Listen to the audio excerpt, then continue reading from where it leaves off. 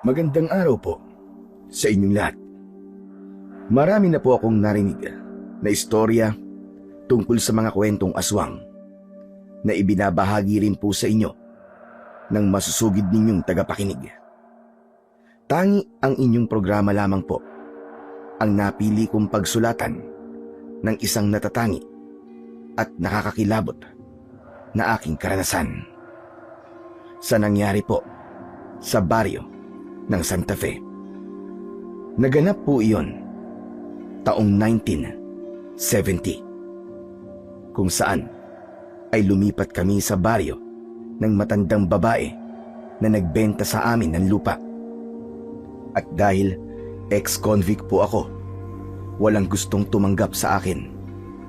Pamilya ko at ang pamilya ng asawa ko, lahat sila ayaw sa akin, sapagkat nakapatay na raw po ako ng tao at galing sa kulungan. Hindi ko na lamang po babanggitin kung sino ang aking napatay, bilang respeto na rin po sa pamilyang naargabyado ko. Ganun naman po siguro kapag nahatulan ng guilty sa isang kasalanan. Magbabago rin ang pagtingin ng mga tao sa iyo at aalisan ka ng karapatan para makapagbago. Ang masakit, kahit po sa trabaho ay wala ring gustong tumanggap sa akin. Kaya pagsasaka po ang napili kong hanap buhay sa lugar na aming nilipatan. Ngunit ang katahimikan na hinahangad namin na mag-asawa ay kalbaryo pala ang aming mapupuntahan. Bago ko po simulan ang aking kwento, ay gusto ko pong sabihin sa inyo na ang ilang bahagi ng lugar at pangalan ng tao ay sinadya ko pong baguhin upang bigyan ng kaligtasan ang mga taong nakatira roon. Kilalanin niyo na po lamang ako sa pangalang Marco, at ito ang aking kwento. Mahal, pasensya ka na kung sa Paragos lang tayo ng kalabaw sumakay. Wala raw kasing tricycle ang pumapasok sa baryo ni Lola Esther eh. Sus, ano ka ba naman? Pati ba naman to? Ihingi mo pa sa akin ng pasensya? Okay lang ako. Masaya nga eh. Ngayon lang kasi ako nakasakay ng ganitong klaseng sasakyan. Ay nako, ang asawa ko. Kaya minahal kita ng sobre dahil sa pagiging maunawain mo sa akin. Hayaan mo, kapag nakaraos tayo, bibili tayo ng motor na kapag gusto nating pumunta sa bayan. Binola mo pa ako. Totoo naman kasing sinasabi ko sa iyo eh. Masaya ako sa bagong yugto ng buhay natin. Isa pa, huwag tayong mangangarap ng sobra, mahal. Yun lang kaya natin. Mahal, hindi ka ba nagsisisi? Nagsisisi saan? Na sumama ka sa akin, kahit nakulong ako. Hay nako, magdadrama ka na naman ba? Alam mo, mahal, nang makilala kita sa kulungan, alam ko na mabuti kang tao. Saka kahit kailan, hindi ko pinagsisisihan na sumama ako sa'yo.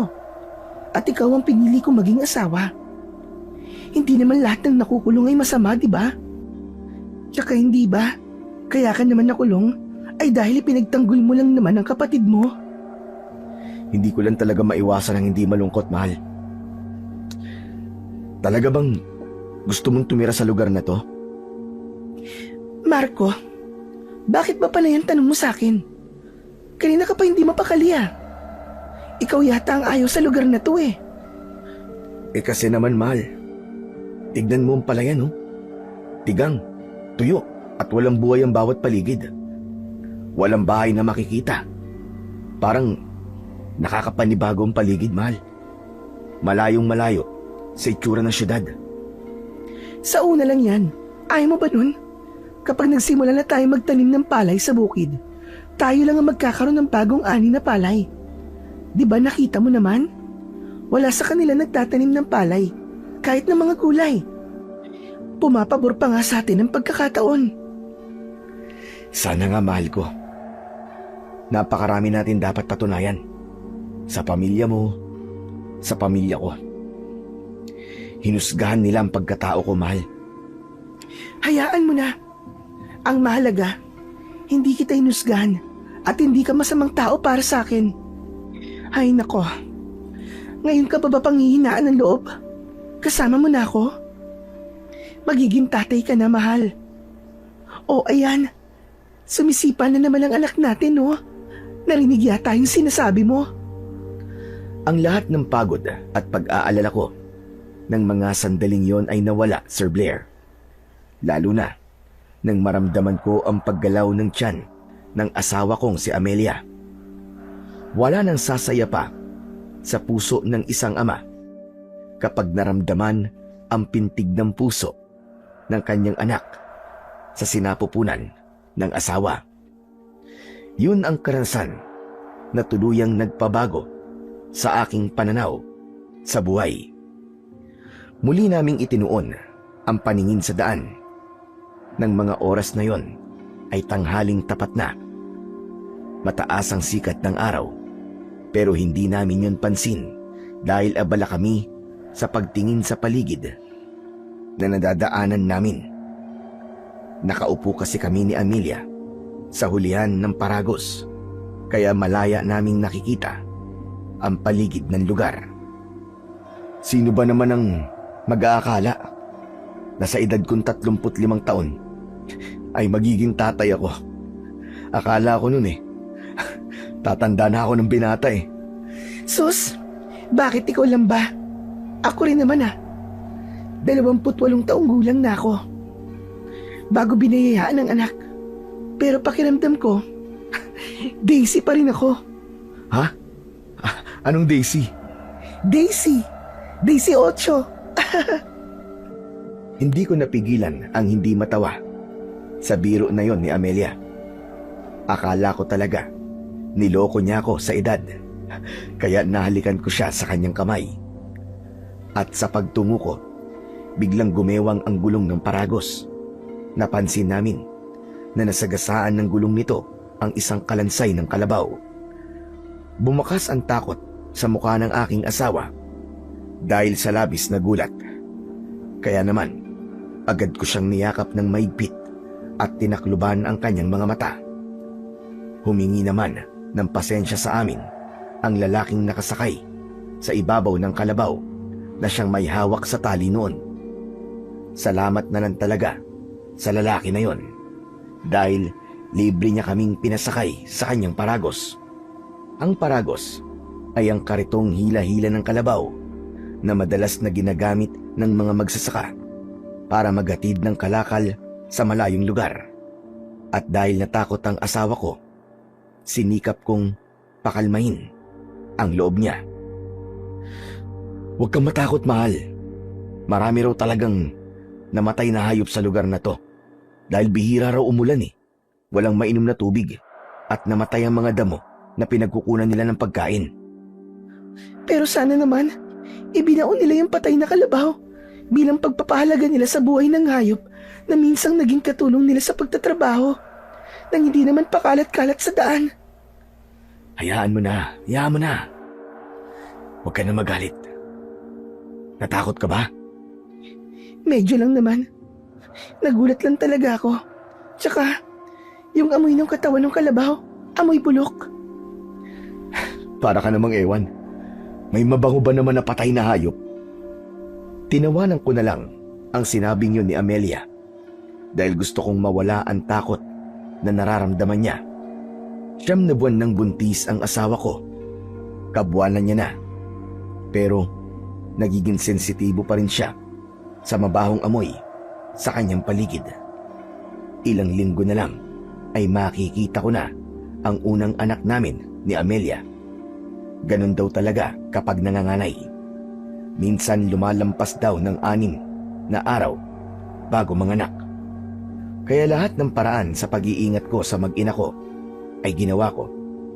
Kulang na lang, buhatin ko siya para wag lang siyang mapagod sa paglalakad.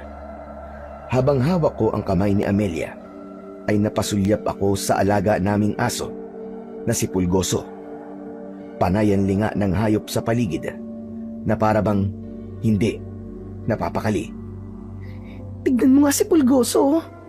Parang ayaw niya sa lugar na to. Ano ka ba naman, Amelia? Pati ba naman si Pulgoso napapansin mo pa? Muling tumahimik si Amelia at ibinaling niya ang tingin sa ibang direksyon ng daan. Pagkalipas ng isang oras, tumigil ang kalabaw. Napansin ko kasi na ayaw nang maglakad ng kalabaw sa bahagi ng mabatong kalsada. Kaya napilitan ang lalaki na huminto sa tapat nun. Sinabi niya sa amin na hindi na raw kayang pumasok ng kalabaw sa baryo ng Santa Fe. Paahon daw ang daan at mahihirapan daw ang kalabaw niya dahil sa mga dala niyang mga kalakal. Napatingin ako sa muka ng aking asawa dahil kailangan naming maglakad papasok sa baryo. Mabuti na lang ng mga panahong yon, konti lang ang dinala naming gamit. 2 bag lang ang dala ko. Hindi ko na pinagdala ng bag si Amelia para hindi siya mahirapan sa paglalakad. Mahal, paano ba to? Hanggang dito na lang daw. Kaya mo bang maglakad? Oo naman, mahal. Exercise na rin to para madali akong manganak. Sigurado ka ba? Oo nga, ano ka ba? Huwag ka nga masyado mag-alala. Sanay akong maglakad ng malayo. O sige, hawakan mo na lang ang tali ni Pulgoso. Baka awayin siya ng ibang aso rito eh. Mabuti na may tali siya para hindi na rin tumakbo. Oo na. O tara na, magsimula na tayo maglakad. Baka mamaya abutan pa tayo ng pagdilim sa daan. Ipinagpatuloy na namin ang paglalakad. Tumawid kami sa pilapil ng palayan hanggang sa pag-akyat sa burol. Ngunit pagdating namin sa kabilang burol, tumambad sa aming paningin ang tigang na palayan. Sunog na mga kahoy at walang tubig na ilog. Para kaming nasa ibang planeta ng mga sandaling yon. Naramdaman ko para bang nagulat din si Amelia. Kaya kahit hirap ako sa pagdadala ng bag, ay nagawa ko pa rin siyang hawakan sa kamay. Napansin ko rin si Pulgoso na para bang may kinakatakutan. Umuungol ito na para bang umiiyak. Nang magtama ang aming paningin ng aking asawa, nakita ko rin ang pag-aalala sa mukha niya. Marco, kanina pa tayo naglalakad pero wala pa rin tayong nakikitang bahay. Sigurado ka ba, mahal, na wala kang nakalimutan na sinabi ni Lola Esther? Wala naman siyang ibang sinabi. Maliit lang daw ang Santa Fe, kaya hindi raw tayo maliligaw.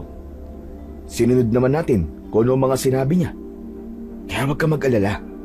Ituloy na lang natin ang paglalakad. Sa pagpapatuloy ng paglalakad namin ng asawa ko, napansin ko ang paligid.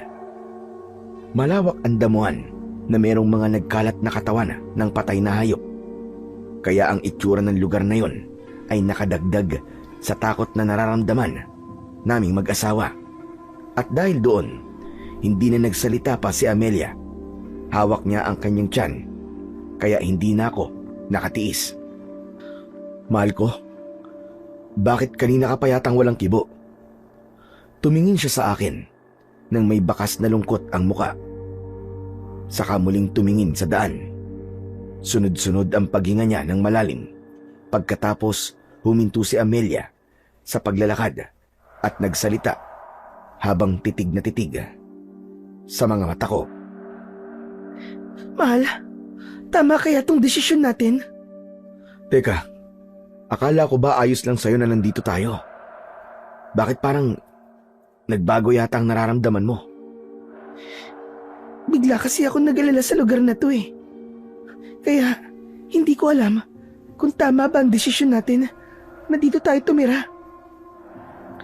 Tama ang desisyon natin, mahal. Walang mangyayari sa atin kung doon tayo titira sa magulang mo. Alam mo naman, di ba? Sukdulan ng galit nila sa akin. Paano mo naman nalaman na yun nga ang iniisip ko? Dahil asawa kita. Kabisado ko na ang kilos at tingin mo sa akin kanina. Alam ko naman na nalulungkot ka rin sa paglayo natin sa mga magulang mo. Lalo pa ngayon na malapit ka ng mga anak. Iba pa rin kasi ang alaga ng sariling magulang kumpara sa akin na asawa mo lang. Pasensya ka na. Kung yun ang naiisip ko ngayon. Ayos lang, mahal. Naiintindihan naman kita eh. Huwag ka lang mag-isip, ha? Baka mamaya makasama pa sa bata yan. Hinaplos ko ang tiyan ni Amelia at napatingin din siya sa kanyang tiyan. Alam ko naman na kahit hindi magsalita ang asawa ko ay nalulungkot pa rin siya sa nangyari sa kanya. Kung dati ay ipinagmamalaki siya ng kanyang mga magulang, ngayon naman ay itinuturing siyang kahihiyan ng kanyang pamilya dahil nagkaasawa siya ng isang katulad ko. At kapag naiisip ko ang bagay na yon, hindi ko maiwasan ang hindi rin malungkot para sa asawa ko. Meron talagang mga magulang na hindi maunawaan ang nararamdaman ng anak nila. Itatakwil kapag mali ang lalaking sinamahan. Kaya ipinangako ko sa aking sarili na patutunayan ko na nagkamali ang mga magulang namin sa pagtatakwil sa amin. Maya-maya pa ay ipinagpatuloy namin ang paglalakad kasama si Pulgoso. Dala-dala mo pa rin pala ang luya ni Tia. Pangontra. Alam mo na, mahirap na. Sa pagpapatuloy ng paglalakad namin, ay nadaanan namin ang ilog. Maganda yon. Malinaw ang tubig at marami ang naglalaba. Kaya nagtataka kami kung bakit merong palayan na tigang ang lupa. Samantalang may malaking ilog naman pala sa lugar na yon. Bakit kaya parang ipinagkakait nila ang ilog sa kabila ng burol? Hinayaan nilang maging tigang ang palayan doon. Sayang naman, no? Malay mo naman kung merong ibang dahilan. Kahit na ano pa ang dahilan nila, pagdadamot pa rin yun, di ba? Kung sa bagay, tama ka naman. Marco, teka lang. Tignan mo yung mga babaeng naglalaba, oh. Lahat sila nakatingin sa atin. Grabe naman ang mga taong yan. Ang sama kong makatingin. Para tayong kakainin ng buhay, ah. Kanina ko pa napapansin. Hindi lang ako nagpapahalata sa'yo. Talaga bang malakas ang pangontra ng luya para sa buntis? Oo naman.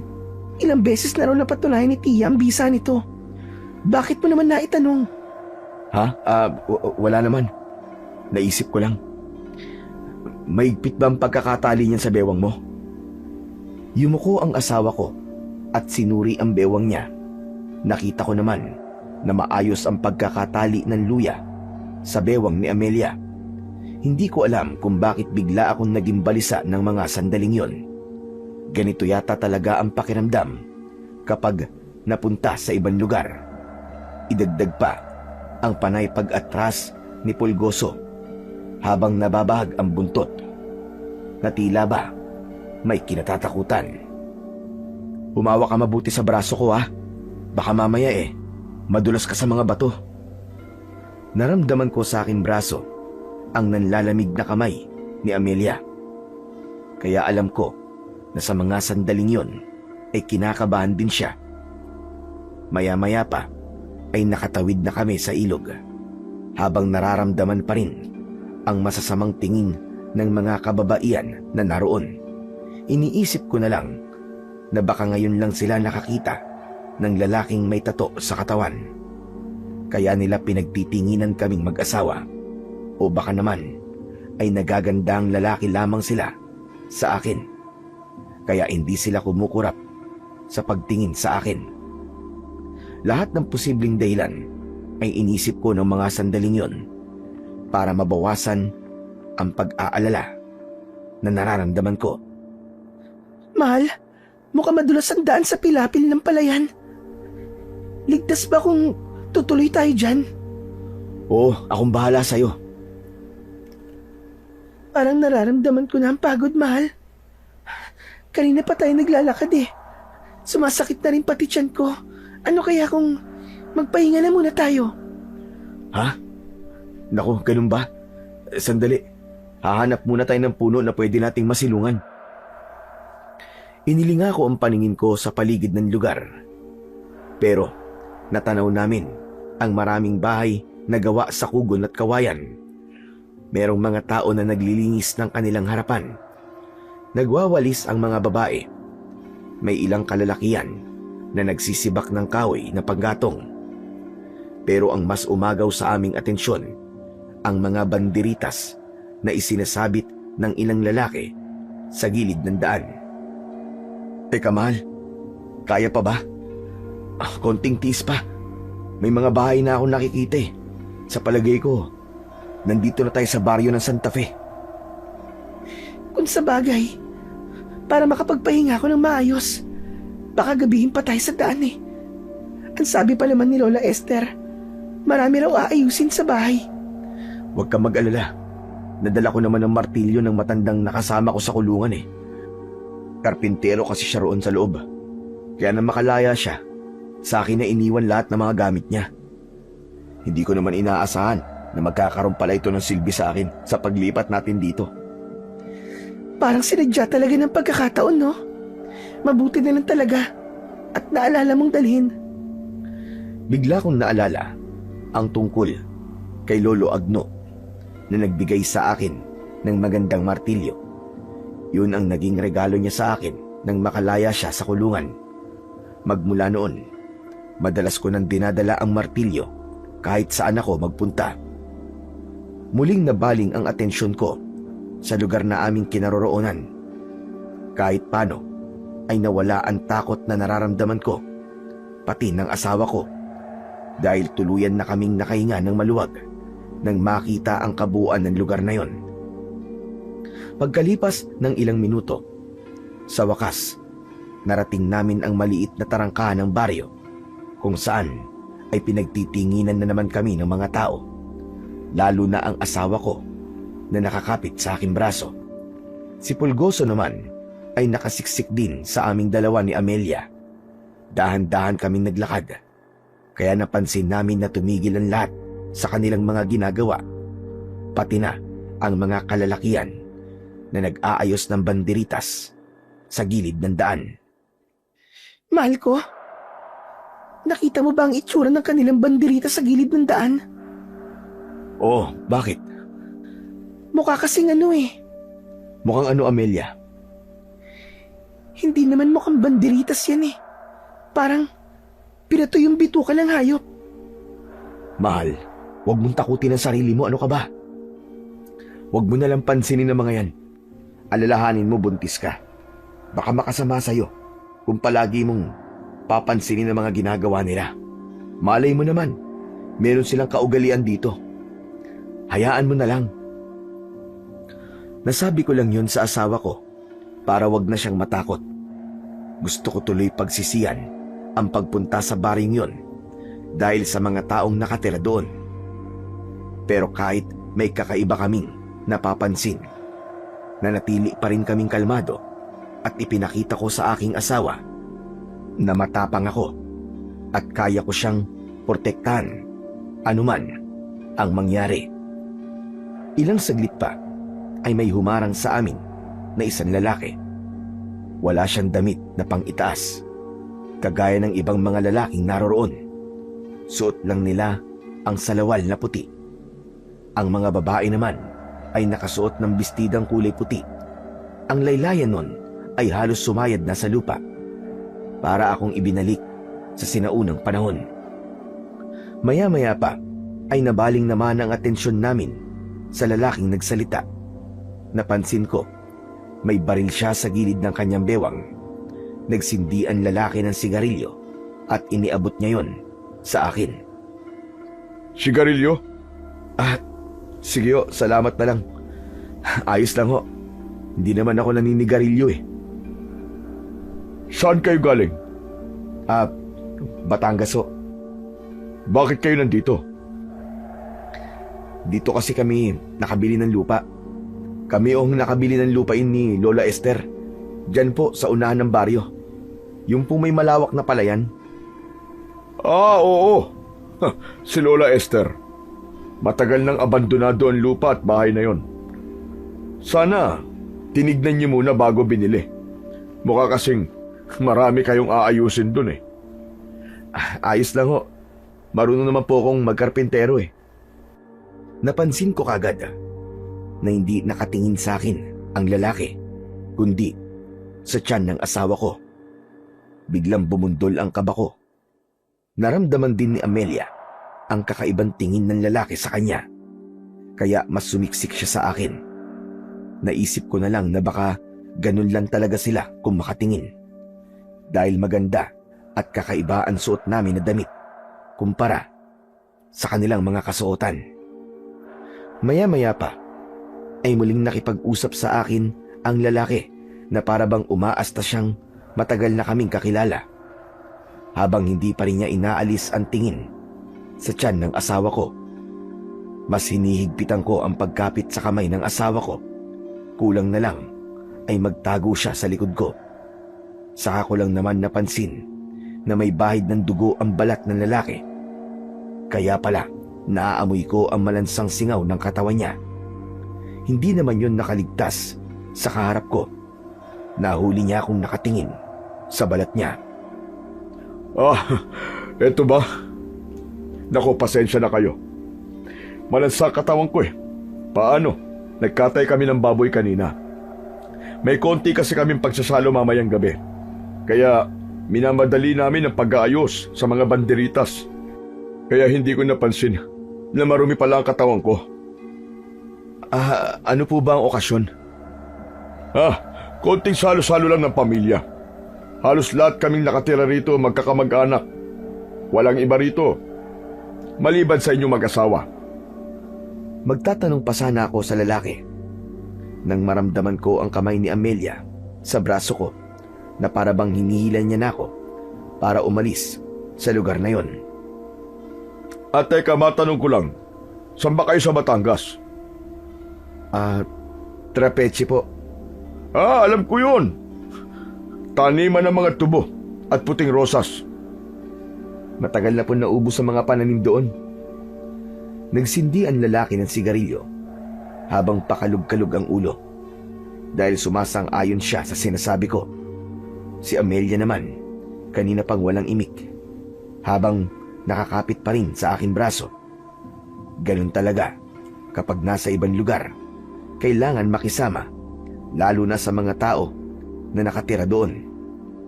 Kailangang hindi sila tatalikuran kapag nakikipag-usap. Yun ang pagpapakita ng respeto at pakikisama sa mga tao sa baryo. Ako nga pala si Natoy. Ako ang namumuno sa baryo na to. Kapag may problema, magsabi lang kayo at ako na ang bahalang umayos. Kaya kung kailangan nyo ng tulong ko, huwag kayong mahihiyang magsabi. Salamat po, Mang Natoy. Dito walang problema. Tahimik ang lugar namin. At malulusog ang mga tanim.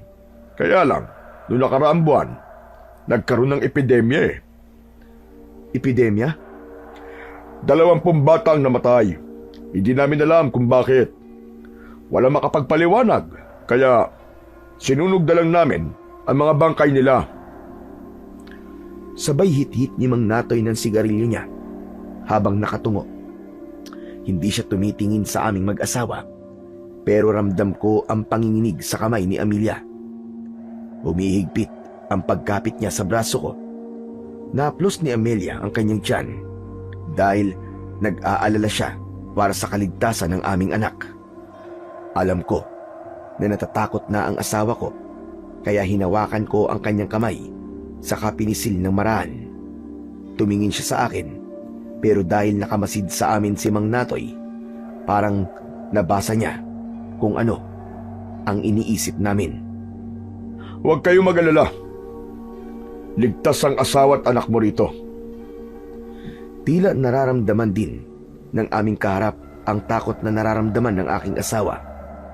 Napansin ko naman na para bang kakaiba ang suot na kwintas ni Mang Natoy.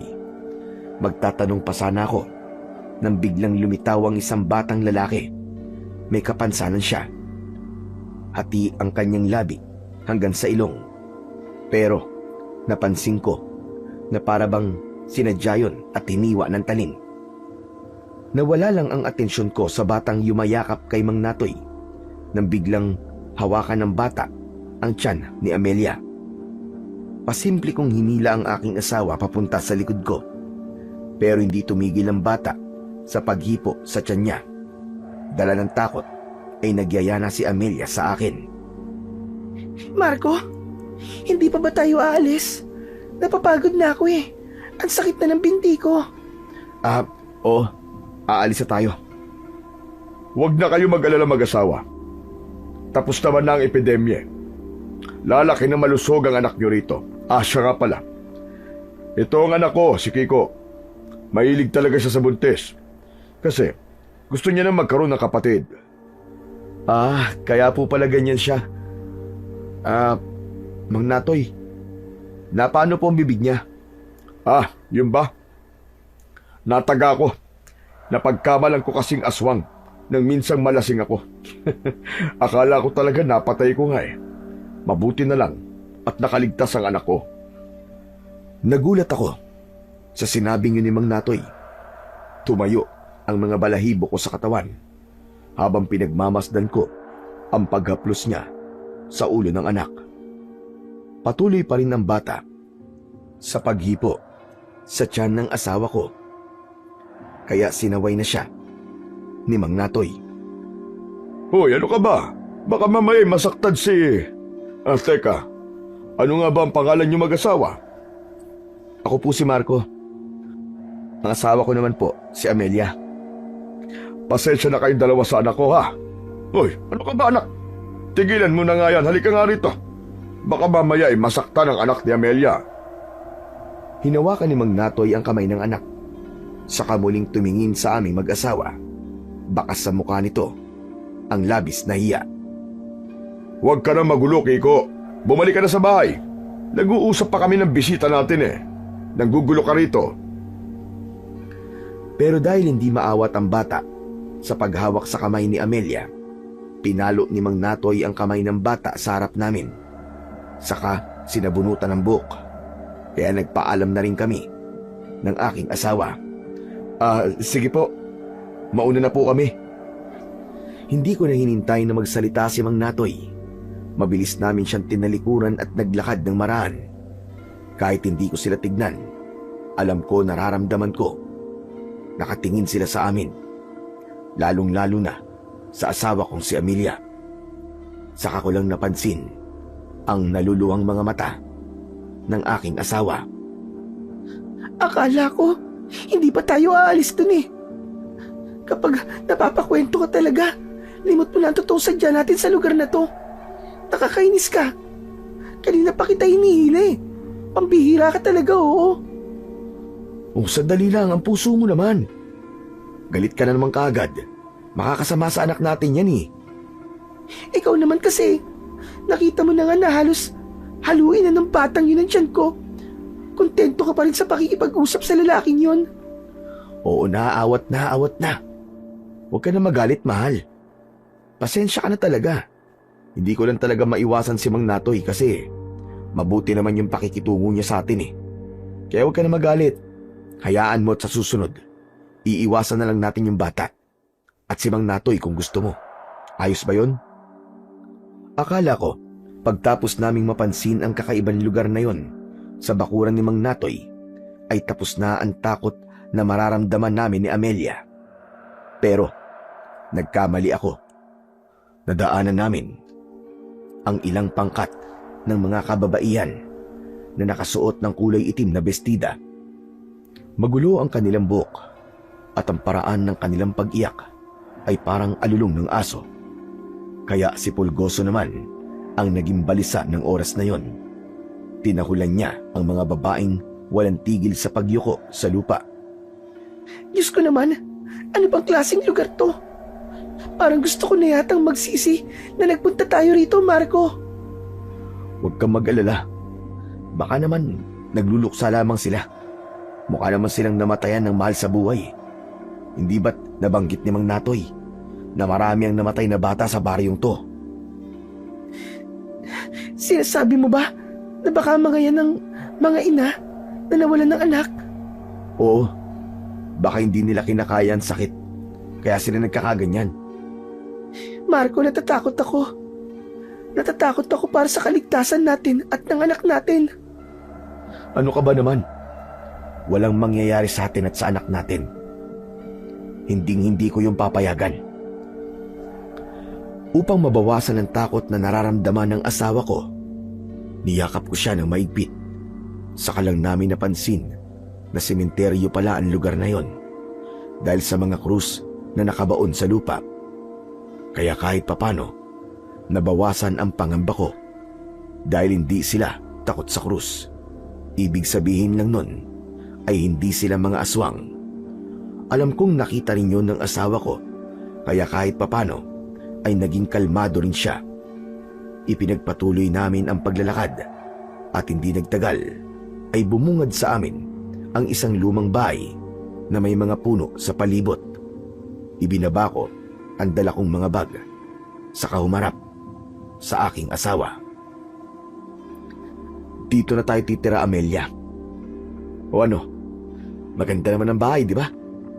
Maganda nga, pero kakaiba naman ang lugar. O akala ko ba gusto mo rito? Hindi na ngayon, Marco. Pagkatapos ko makita ang mga taong nakatira rito, gusto ko ng pagsisiyan ng pagsama sa iyo rito. Ano ka ba naman, Amelia? Akala ko ba nagkasundo na tayo? Yun din ang akala ko eh. Huwag mo na munang husgahan ng lugar na to. Subukan na muna nating kahit 2 araw lang. Kapag hindi talaga pwede, abay di, babalik na tayo ng Batangas. Isang malalim na buntong hininga ang itinugon lang sa akin ni Amelia. Hindi niya ako kinausap. Basta siyang pumasok sa loob ng bahay at nag-ayos ng mga gamit. Hinayaan ko na lang siya dahil hanggat maaari, ayaw ko nang may pinagtatalunan kaming mag-asawa. Para hindi na lumaki ang gulo, hinayaan ko muna siya na mag-isa. Ako naman ay naghanda ng mga kakailanganin sa pagpapanday ng sira sa bahay. Pagkatapos kong ayusin ang gamit, ay umakyat na ako sa bubong. Inayos ko na rin ang bubong. Pagkatapos ay isinunod ko naman ang mga sirang dingding. Sinigurado ko na maganda ang pagkakagawa ko nun. At natutunan ko rin naman yon kay Lolo Agno. Kahit hindi ko nakikita si Amelia, alam ko na hawak niya ngayon ng santo na may tinik sa ulo o ribulto ng Panginoon. Katoliko po kasi kami at yun ang aming paniniwala.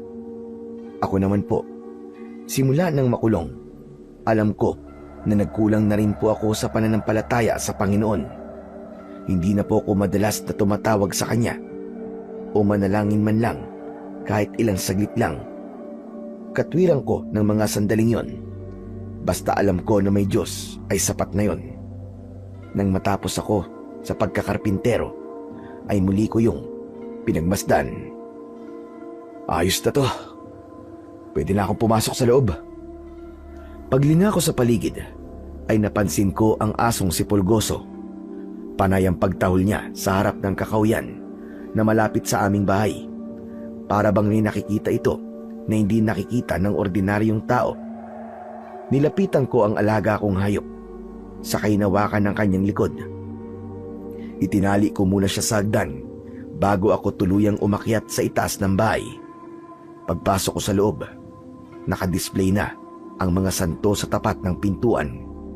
At dahil malapit ng dumilim ng mga sandaling yon, meron na yung kandila. Hinanap ng aking mga mata si Amelia at nakita ko na siya na hinihimas niya ang kanyang tiyan. Baka sa mukha niya ang sakit na para bang nahihirapan siya sa kanyang tiyan. Napansin ko rin na butil-butil ang pawis niya sa noo. Nilapitan ko siya at hinawakan ang kanyang tiyan. Mahal ko, ano ba nangyayari sa'yo? Masakit na masakit ang tiyan ko, Marco. Nagsimula lang to nang hawakan ng batang yun ang tiyan ko. Ganun ba? Sandali lang at may dinala yata ako ditong bote ng langis. Hahaplasan ko ang tiyan mo. Agad akong naggalungkat ng bote ng langis sa loob ng bag ko. Nang makita ko yon, ay agad kong inihaplas sa tiyan ng asawa ko. Matigas yun, kaya napatingin ako sa kanya. Mahal, hindi naman kaya manganganak ka na? Hindi pa ako manganganak. Wala pa namang lumalabas sa akin eh. Nagsimula lang talaga to nung hawakan ng bata ang tiyan ko. Baka naman nag-iisip ka lang ng kung ano-ano. Teka, naniniwala ka ba sa usog? Yung sumasakit ang tiyan kapag may nakakausap na taong pagod o gutom. Balis yun sa kabikulan. Pero sa atin, usog ang tawag doon. Kahit ano pa ang tawag doon, naniniwala ako. Kasi kanina naman, ayos pa ang pakiramdam ko eh. Simula nung makausap natin na magkabang yun, sumakit na ang tiyan ko. Baka nauusog na ako, Marco. O sige, ganito na lang. Kapag hindi nawala ang sakit ng tiyan mo, sa langis na inilagay ko, maghahanap tayo ng albularyo sa lugar na to at ipapagamot kita. Tumango ang asawa ko sa sinabi ko, habang himas pa rin niya ang kanyang tiyan. Nakangiwi ang mukha niya na lalong nagbigay sa akin ng labis na pag-aalala. Bakit hindi ko naisip yun? Sana, inuna ko na muna na maghanap ng albularyo bago ako nagkarpintero. Kahit naman magsisi ako ng mga sandaling yon, huli na. Nangyari na yon sa asawa ko. Pagsapit ng gabi, hindi pa rin humihiga sa katre si Amelia. Kaya bumangon na rin ako. Mahal, kumusta na ang pakiramdam mo? Masakit pa ba tiyan mo? Oo eh, ayaw talagang mawala. Ang sakit talaga, Marco. Sige na, maganda ka na. Maghahanap tayo ng albularyo. Magtatanong-tanong ako sa mga tao rito. Baka may alam silang manggagamot. Pero Marco, gabi na eh. Kesa naman magtiis ka dyan buong magdamag. Baka kung ano na yan eh. Inalalayan kong tumayo si Amelia at binihisan ko siya ng damit. Saka pinag-jacket ko na rin. Dinala ko ang lumang gasera at itak na madalas kong ginagamit. Itinago ko yun sa aking likod. Isinuksok ko sa aking bewang at tinakluban ng damit. Pagkatapos nun, ay lumabas na kami ng bahay. Habang naglalakad naman kami, ay narinig namin na parang nagkakasiyan sa loob ng bahay na nadaanan namin kanina. Maririnig din ang tunog ng gitara at kulintang. Hindi yun sinasabayan ng awitin, kundi ang naririnig lang na kasabay ng tunog ay ang malalakas na tawanan ng mga lalaking lasing. Para bang yun ang nagsisilbing awit para sa instrumento nila. Humigpit naman ang kapit ng kamay ng aking asawa sa braso ko. Mahal, sigurado ka ba sa gagawin natin? Oo naman, huwag ka mag-alala. Magtatanong lang naman tayo sa kanila eh. Wala nang nagawa ang asawa ko, kundi sumunod na lamang sa akin. Dahil nakikita ko naman na sobra na siyang nasasaktan sa kanyang tiyan.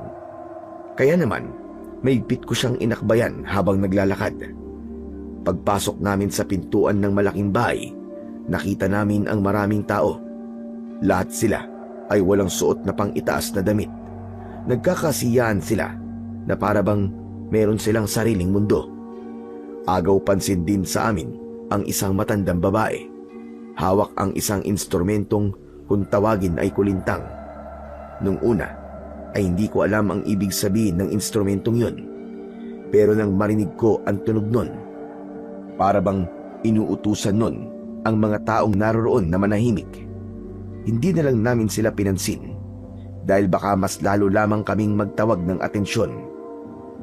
Hanggang sa makita ko ang isang matandang lalaki. Bulag siya at sunog ang kanyang muka. Kinilabutan ako dahil para siyang naaagnas na bangkay. Sobra talaga ang takot na idinulot ng mga tao na yon sa aming mag-asawa. Kaya kahit ganun ang nararamdaman ko, nanatili akong matatag para sa asawa kong si Amelia. Tatang, tanong lang po, meron po bang manggagamot dito? Hindi sumagot ang matandang nakatayo sa harap ng lamesa. Hawak ng matanda ang bote ng alak at bigla siyang natigilan. Nang hindi sumagot ang matanda, narinig ko ang boses ng matandang babae sa gilid ng bahay. Ibinaba niya ang kulintang at masamang tumingin sa amin. Wala na. Wala nang manggagamot sa baryong ito. Napatitig ako sa matandang babae nang magsalita siya ng ganun. Habang nakatingin siya sa asawa ko, kakaiba ang kanyang mga mata, pati ang maitim niyang labi. Hulubot ang kanyang muka at magulo ang kanyang buhok. Sa tingin ko, siya ang namumuno sa lugar na yon. Mas lalong natahimik ang buong bahay na yon, na kung susuriin ay parang bahay aliwan. Lahat ng mga taong naroroon nakatingin lang sa amin ng seryoso. Maya-maya pa ay lumapit sa amin ng pamilyar na lalaki. Si Mang Natoy. Mukhang nakainom na siya dahil medyo pasuray-suray na ang kanyang paglalakad. Oh, kayo pala. Kumusta kayo mag-asawa sa bahay na nilipatan nyo? Ayos lang po. Naghahanap lang po kami ng manggagamot. Aba bakit?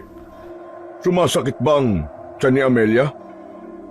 Hindi ko inaasahan na bigla niyang hahawakan ng tiyan ng aking asawa. Sa una ay hinayaan ko siya dahil baka nagmamalasakit lang siya sa amin. Ano ba masakit sa iyo, Amelia? Masakit ba ang tiyan mo? Hindi inalis ni Mang Natoy ang kanyang kamay sa tiyan ng asawa ko at halata ko naman na hindi komportable si Amelia sa ginagawa niya na yon kay Mang Natoy. Kaya tinabig ko ang kanyang kamay. Oh, bakit? Huwag niyo po siyang hahawakan. Bakit naman? Inaalam ko lang naman kung masakit talaga ang tiyan niya eh. Nagmamalasakit lang naman ako sa kanya. Ang damot mo naman. Hindi ko nagustuhan ang kanyang mga sinabi. Kaya nang muli niyang hahawakan ng tiyan ng aking asawa, malakas ko nang tinabig ang kanyang kamay.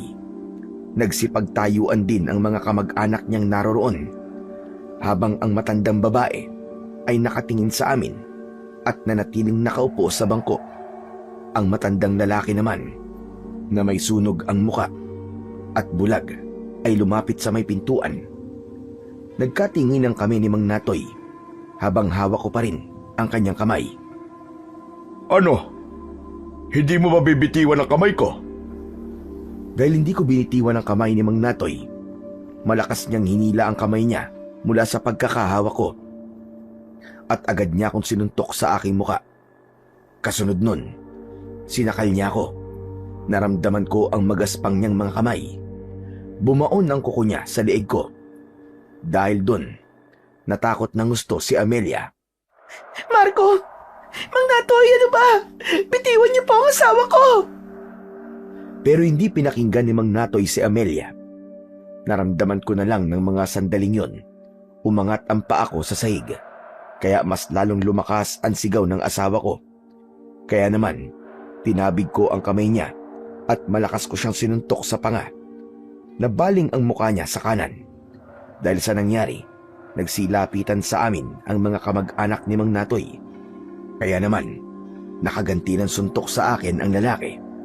Sa pagkakataong yon, muli niya akong sinakal sa leeg at iniuntog niya ako sa dingding. Kakaiba ang lakas niya dahil nagawa niya akong maiangat gamit ang isang kamay lang niya. Ikaw na nga tinutulungan. Ang yabang mo pa! Marco! Marco! Dayo lang kayo dito ah. Kung makaasta ka, kala mo may ibubuga ka. Ika! Tama na yan! Pauwiin niyo na sila! Bigla kong naramdaman ang pagluwag ng kamay ni Mang Natoy sa aking leeg. Kasunod ng pagsalita ng matandang babae. Umuwi na kayo. Buntis siya. Hindi siya dapat natatakot. Habang nagsasalita ang matandang babae, nakatingin siya sa tiyan ng aking asawa. Saka lang ako tuluyang pinakawalan ni Mang Natoy. Para bang batas sa lugar na yon ang utos ng matandang babae.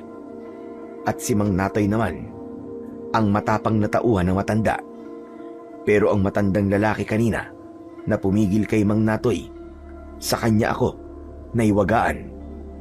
Hindi siya katulad ng mga taong naroroon. Iniligtas niya ako sa kamay ni Mang Natoy. Sa pagkakataong yon, pinili naming umalis dahil nag-aalala ako sa kaligtasan ng asawa ko. Pero kung nagkataon na wala akong inaalala, sinisigurado ko na mapapatay ko silang lahat. Yun ang isang bahagi ng aking pagkatao na hindi ko maaaring ipagsabi kahit na kanino. Iba akong magalit dahil hindi ko kayang kontrolin ang galit ko. Hindi ako natatakot pumatay ng tao, lalo na kapag alam kong nasa tama ako. Ayoko nang inaargabyado ako. Mula sa pagkabata, laman na ako ng gulo. Madalas akong napapaaway. Kaya naman, ang nangyari ngayon ay pangkaraniwan na lamang sa akin. Nagbago lang ako nang makilala ko at maging asawa si Amelia. Pero kapag siya na ang masasaktan, hindi ako magdadalawang isip na pumatay para sa aking pamilya. Pagdating namin sa bahay, napansin ko na nanginginig ang katawan ni Amelia dahil sa takot. Nakaupo siya sa bangko sa harap ng lamesa. Sa ibabaw naman nun ang isang gasera. Mahal, patawarin mo ko ha. Kung nangyari yun sa harap mo kanina. Hindi nagsalita si Amelia para bang hindi niya makalimutan ang mga nangyari kanina. Kaya kumuha na lang ako ng dilata para maghanda ng pagkain. Nagutom ako sa suntok ni Mang Natoy. Pero syempre, kailangan kong baliwalain ang sakit para hindi na mag-alala ang asawa ko. Sa maghapon na yon, hanggang hating gabi, parang ang dami nang nangyari sa amin. Pero nang mapansin ko na hindi pa rin siya nagsasalita, ay tinanong ko na ang asawa ko. Oh, mahal, ano na naman bang iniisip mo? Gusto ko nang umuwi kina inay sa Batangas. Natigilan ako at binitiwan ang kutsilyong hawak ko na ibubukas ko sana sa delata. Tumalikod ako sa kanya. Bigla akong nakaramdam ng sakit dahil sa sinabing yon ng asawa ko. Hindi tayo babalik sa Batangas at walang aalis. Hindi tayo aalis dito. Tumayo si Amelia at lumapit siya sa akin. Naramdaman ko ang malamig niyang kamay sa aking braso habang nakatalikod pa rin ako sa kanya. Marco, ano ka ba? Bulag ka ba? O naglalakas-lakasan ka lang ng loob? Alam mong hindi ko ugali ang umatras o matakot sa ibang tao. Alam mo yan, Amelia? Hindi ka ba nag-aalala? Hindi mo ba talaga nakikita kung anong klaseng lugar to? O binabaliwala mo lang ang nangyari sa'yo kanina? Hindi tayo aalis. Walang uuwi, tapos. Tamang sinabi ni tatay. Matigas ang loob mo. Kahit kailan, hindi ka talaga magbabago. Humarap ako sa aking asawa dahil nasaktan ako sa sinabi niya. Alam mo, nagbago ako para sa'yo, Amelia. At kahit kailan, huwag mo akong sisisihin na para bang ako lang ang may kasalanan. Isa pa, kung aalis tayo sa lugar na to, saan tayo titira? Walang tumatanggap sa akin ah. Kaya saan tayo pupunta? Kahit saan. Basta't wag lang dito. Sige nga, kung hindi tayo aalis dito, ipaliwanag mo kung paano tayo mabubuhay sa ganitong klaseng lugar. Wala akong dapat ipaliwanag sa'yo, Amelia. Sumama ka sa akin dahil gusto mo. Tapos ngayon iiwas ka. Bigla kang magyayaya para umalis dito. Dahil natatakot ako rito, Marco. Natatakot ako sa mga mangyayari sa atin dito. Pati sa magiging anak natin. Pakiramdam ko, hindi tayo ligtas sa lugar na to. Walang mangyayari sa atin dito. Paninindigan kita. Poprotektahan kita. Kayo na magiging anak natin. Hinaplos ko ang kanyang pisngi para pigilan siya na wag na kaming umalis sa lugar na yon. Nag-aalala rin naman ako sa maaaring mangyari. Pero alam ko sa sarili ko nun na maipagtatanggol ko sila kahit kanino. Hindi ko lang kayang magpakita ng kaduwagan sa iba. Hindi ko hahayaan na tapakan nila ang pagkatao ko. Ng mga oras na yon, pilit kong pinapaniwala ang aking sarili na hindi masamang tao ang mga nakatira sa baring yun. Hindi ako naniniwala sa nararamdaman ng asawa ko kahit may minsan na naguguluhan na rin ako. Pero dahil sa walang tumanggap sa akin sa syudad, kaya nagpipilit pa rin akong tumira sa baryo ng Santa Fe. Sa pagpapatuloy ng pag-uusap naming mag-asawa, ay hinikayat ko siya na manatili sa bahay na yon. Amelia, mas makabubuti Nakalimutan mo na lang ang mga nangyari kanina. Habang nag-uusap kami ng asawa ko, biglang nag-ingay si Pulgoso. Kasunod ng paglagabog ng aming pintuan. Hindi yun simpleng katok lang, parang nagmula yun sa kamao. Kasabay ng ingay na yun, ang tunog naman ng kulintang sa labas ng aming bakuran. Biglang nanahimik si Pulgoso, kaya naman dinampot ko ang kutsilyo at itinago ko yun sa aking likod. Bumukas naman ang takot sa muka ng aking asawa. Dito ka muna, Amelia. Huwag kang lalabas. Nilapitan ko ang pintuan habang ang kutsilyo ay hawak ko. Sa pagbukas ng pinto, pumasok ang malakas na hangin kaya namatay ang nakasinding 2 kandila sa tabi ng santo. At sa pagbungad ko sa pinto, nakita ko si Mang Natoy. Nakatayo siya sa harapan ko. May kasama siyang lalaki sa likod niya. Kasama rin ang anak niyang si Kiko na nakaupo naman sa may puno ng hagdanan. Nang mga sandaling yon ay hindi ko naalala na si Pulgoso ay doon ko rin itinali. Pero dahil sa mga taong nasa harapan ko, sa kanila nabaling ang atensyon ko. Nakita ko rin ang matandang babae. Hawak niya ang kulintang habang hinihipan yon. Ang mga kamag-anak ni Mang Natoy, lahat sila nakaupo sa lupa, nakatingin sa loob ng aming bahay. Hindi ko alam na sinundan nila kami sa pag-uwi. Pag-usapan natin yung mga nangyari kanina. Wala tayong dapat pag-usapan, Mang Natoy. Kalimutan niyo na ho yun. Hindi. Hindi ako makakatulog na may sama ng loob. Dahil mapilit si Mang Natoy, lumabas ako ng pintuan at sa balkonahe kami nag-usap. Ipinakita ko sa kanila na hindi ako natatakot sa kanila habang ang aking kutsilyo ay nakatago pa rin sa aking likuran. Bukas na lang po tayo mag-usap, Mang Natoy. Pupunta naman ako sa bayan eh. Doon na tayo mag-usap. Magpapahinga na po kami. Napansin ko na natigilan si Mang Natoy habang hihit-hit sana ng sigarilyo. Nakatingin siya sa loob ng bahay namin. Kaya nang sundan ko ang kanyang tingin ay nakita kong sinisindihan ulit ni Amelia ang kandilang namatay kanina gamit ang posporo. Kaya nang muling kumalat ang liwanag sa mukha ng santo, napansin ko na parabang pumikit si Mang Natoy, saka umatras ng konti na parabang nagtago siya sa madilim na bahagi ng balkonahe. Ganon din ang kanyang mga kasama. O sige, hihintay kita bukas. Mag-uusap tayo. Tumalikod siya sa akin at umalis kasama ang kanyang mga kamag-anak. Isa-isa silang umalis sa bakuran ko, habang ang matandang babae naman ay naiwan na nakatayo sa madilim na bahagi ng bakuran. Nakasuot siya ng balabal na itim, na ang labas lang ay ang kanyang muka. Nakatingin siya sa akin habang patuloy sa pagtugtog ng kulintang.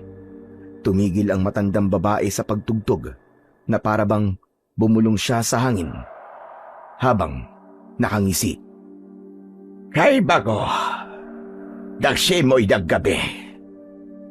Yun ang pagkakaunawa ko sa sinabi niya. Habang malayo siya sa akin, malikot ang mga mata ng matandang babae. At dahil sa kakaibang kilabot na nararamdaman ko ng mga sandaling yon, isinarado ko ang pintuan at pumasok ako sa loob ng bahay namin. Nang maisara ko ang pinto, ay narinig kong tinawag ako ng aking asawa. Marco! Marco! Agad akong nagpunta sa loob ng aming silid at nadatnan ko siya na hinihilot ang sarili niyang tiyan. Nakaupo siya sa gilid ng katre habang namimilipit sa labis na sakit. Marco! Masama ang pakiramdam ko. Masakit na masakit ang tiyan ko. Pakiramdam ko ang init ko. Dala ng labis kong pag-aalala sa aking asawa. Hinaplos ko ang tiyan niya. Hinilot ko rin ang kanyang ulo. Kaya nalaman ko na nilalagnat si Amelia. Pupunasan na lang kita ng basang tela at bukas na bukas din Maghahanap tayo ng albularyo na gagamot sa'yo. Baka kasi malapit ka ng mga anak, kaya sumasakit ang tiyan mo. Nahiga si Amelia sa katre at inihanda ko naman ang tela para basain at ipunas yun sa kanya. Nang matapos ko ang pagpupunas sa katawan niya, ay nahiga na rin ako sa tabi niya.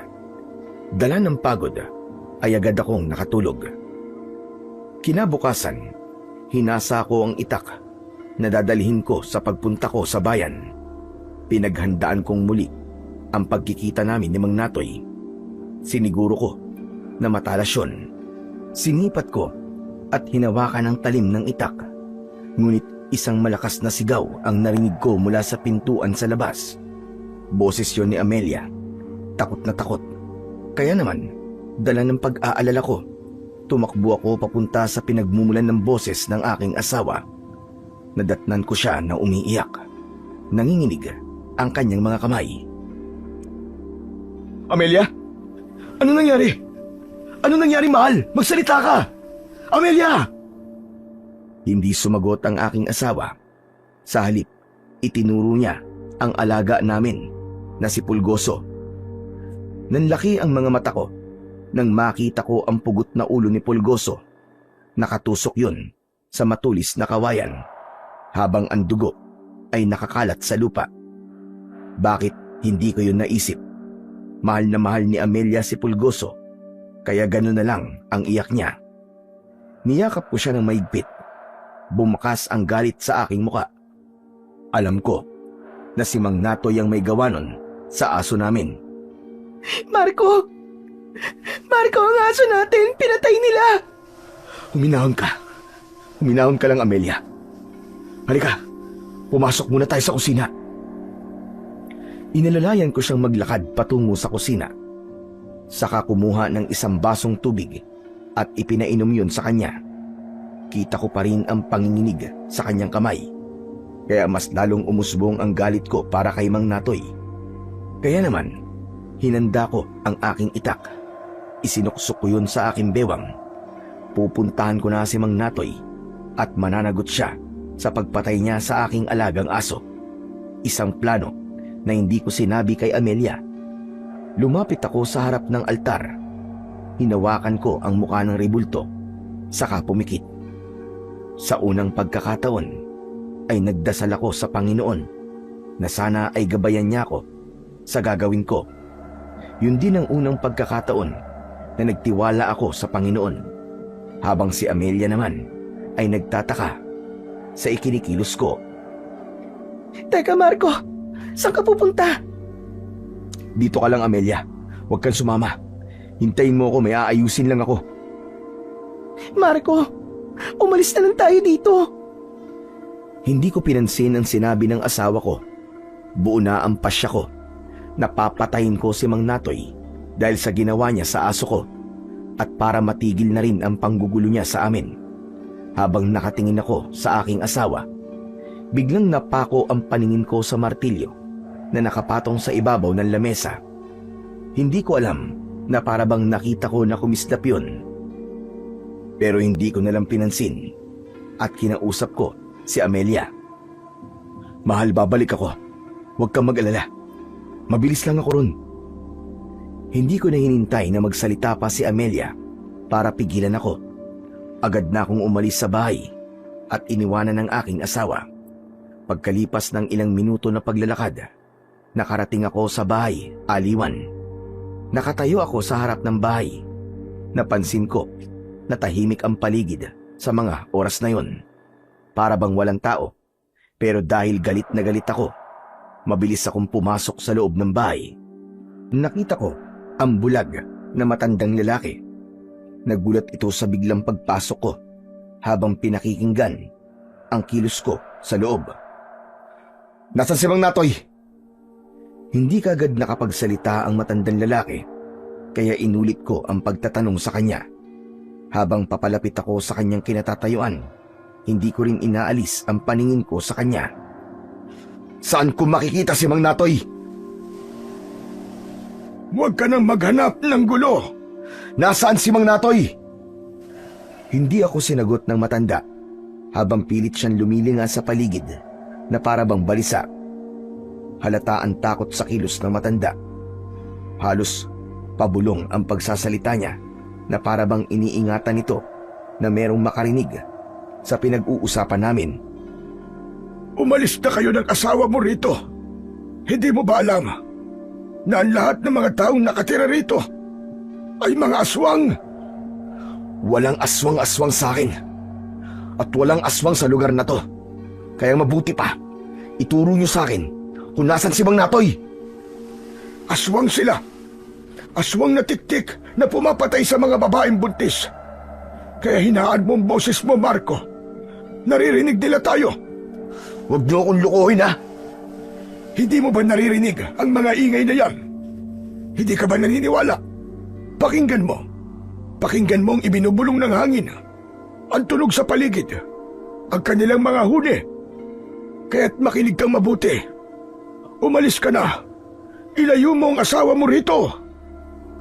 Saglit na tumigil ang matanda sa pagsasalita habang pinakikinggan ang huni ng kulintang sa paligid, pati na ang tunog ng mga gitara at iyakan ng mga babae. Kahit mahina ang tunog ng mga yon, ay alam ko na nagsasabi ng totoo ang matanda. Pilit ko lang yun binabaliwala. Muling nagsalita ang matandang lalaki na halos pabulong ang boses. Ang Santa Fe ay pugad ng mga aswang na galing pa sa Visayas at Mindanao. Dito na sila nanirahan at namatay. Ngunit ang karamihan sa kanila ay nandito pa rin. Inilinga ko ang paningin sa aming paligid. Nagsimula na ring magtaasan ang mga balahibo ko sa katawan nang dahil sa takot. Nandyan labang sila sa paligid. Sige na, balikan mo na ang asawa mo bago pa sila magising. Ikaw, ano ka? Huwag kang magalala. Tao ako. Hinihintay ko lang ang oras ko dito dahil wala na rin akong pupuntahan. Sige na. Sandali. Hindi mo ba talaga ako nakikilala, Marco? Nang magtanong ang matandang lalaki, biglang bumundol ang kaba ko sa aking dibdib. Pamilyar sa akin ang kanyang boses. Kahit may sunog ang kanyang muka at bulag ang kanyang mga mata, alam ko na si Lolo Agno ang nakikita ko. Bakit nga ba hindi ko kagad napansin yon? Samantalang ang matanda, kahit hindi niya ako nakikita, ay agad niya akong nakilala. Napuno ng katanungan ang isip ko ng mga sandaling yon. Hindi ko alam na dito pa kami magtatagpo sa baryo ng Santa Fe. Teka, Lolo Agno? Lolo Agno, ikaw ba talaga yan? Oo, ako nga ito, Marco. Kagabi pa kita nakilala dahil kilalang kilala ko ang boses mo. Hindi lang ako nakipag-usap sa'yo dahil ayokong malaman nila na magkakilala tayo. Isa pa, nasa harapan natin ang matandang aswang na si Lokreng. Siya ang matandang babae na mahilig magpatugtog ng kulintang. Diyos ko po, Lolo Agno, ano po nangyari sa mukha niyo at sa mga mata niyo? Sinunog nila ako nang malaman nila na binulag ko ang sarili ko. Hindi sila kumakain ng tao na merong kapansanan. Kaya yun lang talaga ang taging naisip kong paraan para ako ay mabuhay. Kaya nanatili akong buhay sa lugar na ito. Kaya nagtataka ako kung bakit kayo nandito ng asawa mo. Dito po kami nakabili ng lupa. Binili po namin ng lupa ni Lola Esther. Mula po sa naipon ko nung nasa kulungan pa tayo. Si Esther baka mo. Matagal na siyang patay, Marco.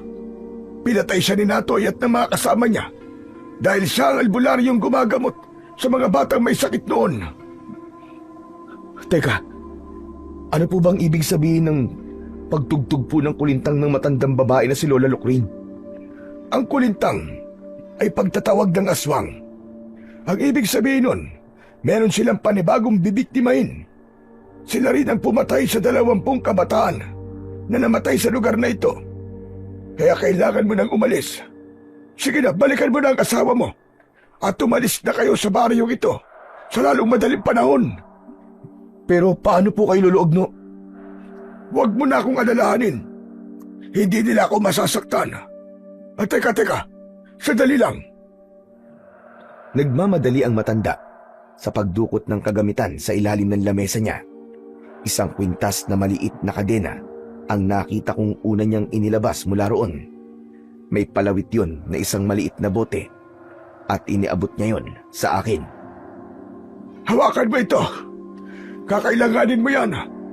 Pati na mga kagamitang ito. Ang langis na ito ay kumukulo kapag malapit na sila. Naaalala mo ba ang martilyong binigay ko sa iyo? Kung natatandaan mo pa, meron yung taglay na agimat na magagamit mo laban sa kanila. Para saan naman po ang pana na yan, Lolo Agno? Itinuro ko ang isang pana na merong maliliit na palaso na gawa sa metal. May gatilyo yun na parabang sa baril. Sinasabi na yun daw ang pana ng katapusan. Dinampot ni Lolo Agno ang panang yon at ibinigay din niya sa akin. May kapangyarihan din ito na patayin sila. Ipagamit mo yan sa asawa mo. Sige na, bumalik ka na sa asawa mo. Puntahan mo na siya. Magmadali ka. Halos ipagtulakan ako ni Lolo Agno ng mga sandaling yon. Kaya dinampot ko ng lahat ang mga sandatang ibinigay niya sa akin. Saka walang lingon-likod na tumakbo ako at tinahak ang daan pabalik sa aming bahay. Diyos ko. Ang mag-ina ko. Tulungan niyo po sila, Panginoon. Huwag niyo po silang hahayaan na mapahamak. Lakad at takbo ang ginawa ko habang dala ang aking mga sandata. Pagkalipas ng ilang minutong pagtakbo, ay narating ko na sa wakas ang bahay namin. Umakyat kagad ako sa bahay. Itinabi ko muna ang mga sandata at inilagay ko sa aking bulsa ang bote ng langis. Pumasok ako sa silid namin at nadatnan ko roon si Amelia na nagtitiklop ng aming damit. Hindi ako nagsalita. Agad ko siyang tinulungan sa pag-iimpake. Nagtataka naman ang aking asawa sa pagmamadali sa kilos ko. Teka. Ano ba nangyayari? Natatandaan mo pa ba? Ang matandang sunog ang muka at bulag na tumulong sa akin nung gabing nagsuntukan kami ni Mang Natoy. Oo, bakit? Anong tungkol sa kanya? Hindi ka maniniwala, Amelia. Siya si Lolo Agno ang nagbigay sa akin ng martilyo sa kulungan. Dito pala siya nakatira. At si Lola Esther na nagbenta sa atin ng lupa. Patay na siya, Amelia. Ano? Diyos ko, paano nangyari yun? Pinatay siya ni Mang Natoy. At hindi lang yun. Siya rin ang pumatay sa 20 bata na sinasabi niya sa atin na namatay sa epidemya. Patawarin mo ako, mahal ko. Hindi kagad ako nakinig sa'yo. Hindi dapat tayo nandito. Bumalot ang takot sa muka ng aking asawa nang ipaalam ko sa kanya ang mga natuklasan ko mula sa matanda. Bilisan mo na, Amelia. Aalis na tayo rito. Nang matapos kami sa paghahanda ng damit, ay kinuha ko ang aking martilyo. Iniabot ko naman sa aking asawa ang pana na ibinigay sa akin ni Lolo Agno na maaari daw panlaban sa mga aswang na tiktik. Nagtataka naman si Amelia kung para saan ba ang sandatang yon. Paglabas namin ng pintuan ng bahay, habang dala ko ang 2 bag, narinig ko ang ingay ng tunog mula sa instrumento ng kulintang. Hudyat yun na nagising na ang mga aswang na tiktik. Dinukot ko ang bote ng langis sa aking bulsa at itinaas ko yun sa ere. Kitang-kita namin ni Amelia kung gaano kalakas ang pagkulo ng langis sa loob ng bote. Palatandaan yun na may aswang sa paligid. Pero hindi ko muna yun ipinaalam sa aking asawa dahil ayoko na lalo siyang matakot. Anak ng putya. Mukhang di na tayo makakaalis sa baryo to, Amelia. Ha? Anong ibig mo sabihin? Nasa paligid lamang sila nagbabantay. Binabantayan nila mga kilos natin. Anong gagawin natin, Marco? Pagod na ako rito. Wala tayong ibang magagawa kundi ang harapin sila. Hihintayin ko ang pagbabalik nila. Tumingala ako sa bubong ng aming bahay. Ibinaba ko ang dala kong mga bag, saka inalalayan si Amelia na pumasok sa loob ng aming kwarto. Tinignan ko ang bawat sulok ng aming bahay. Dito ka lang sa loob ha? May gagawin lang ako saglit sa labas. Tumango ang aking asawa. Mabilis akong umalis sa kanyang harapan dahil iniiwasan ko ang kanyang pagtatanong. Pagkalabas ko ng bahay ay nagpunta naman ako sa kakawyan at kumuha ng mga sanga ng kahoy na may katamtamang sukat para gagawin kong mga sibat. Dinala ko ang mga yon sa loob ng bahay at inilapag ko sa sahig ang mga yon. Tumingin sa akin si Amelia na kanina pang nagtataka sa mga kinikilos ko. Mahal, tulungan mo ako. May gagawin tayo. Mabilis namang kumilos ang aking asawa. Kahit tirap siya sa pag-iipon ng mga nakuha kong kahoy, ay kinaya niya ng walang reklamo. Hindi na niya kinontra ang mga desisyon ko. Gumawa ako ng kulungan para sa aking asawa. Inilagay ko yon sa aming silid para kung sakaling mapasok kami ng mga aswang ay hindi kagad siya masasaktan. Ibinigay ko sa kanya ang langis at pana, habang ako naman ay tinulisan ko ang dulo ng mga kahoy na pinutol ko para gawing sibat. Wala kaming imikan na mag-asawa. Buong araw na inayos namin ang bahay, saka inihanda ang mga sandata. Nakasuksok sa aking bewang ang itak at martilyo. Handang-handa na ako ng mga sandaling yon, habang si Amelia naman ay wala pa ring alam sa totoong dahilan kung bakit ko yon ginagawa. Iniisip pa rin niya na si Mang Natoy ang pinaghahandaan namin. Pagsapit ng gabi, nagbago ang simoy ng hangin, pati ang ingay sa paligid. Marco? Anong ingay na yun? Nasisiguro ko na naghahanda na rin sila sa pagsalakay. Diyos ko, hindi po ako madalas na tumatawag sa inyo. Ngunit sa pagkakataong ito, Panginoon, gabayan niyo po kami. Iligtas niyo po kami laban sa mga masasamang nilalang. Ganon din ang ginawa ng aking asawa. Hawak niya ang rosaryo at taimtim na nanalangin. Kinausap niya rin ang aming anak para hindi makaramdam ng sakit. Hinaplasan ko rin siya ng langis sa tiyan at umasa na may bisa ang bote ng langis para bigyan ng proteksyon ang mag-ina ko. Maya-maya pa, ang angil na aming naririnig ay palapit ng palapit sa aming tirahan. Ganon din ang sigaw ng mga aswang sa paligid at tunog ng kulintang na may kakaibang melodiya. Naniniwala ko na udyat na yon ng pagsalakay ng mga aswang na tiktik sa bahay namin. Panay ang silip ko sa bintana. Inaabangan ko ang pagdating nila. Marco, bakit hindi pa tayo umalis kanina? Pagkakataon na sana natin yun. Hindi mo ba nakita ang langis kanina? Indikasyon yun na malapit lang sila sa bahay natin. Kung umalis tayo kanina at sa daan nila tayo inatake, wala tayong magiging laban sa kanila, Amelia. Pero kung nandito tayo sa loob ng bahay, kahit papano, mahihirapan silang pasukin ka dito.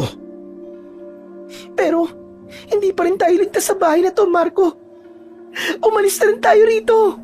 Naririnig mo ba ang mga tunog na yun? Sila yun. Naghihintay lang sila ng tamang pagkakataon. Sino ba sila? Sino sila, Marco? Hindi ko talaga naiintindihan eh. Diretsahin mo na nga ako. Ano ba talaga ang nangyayari? Mga aswang. Ang mga aswang na tiktik, Amelia.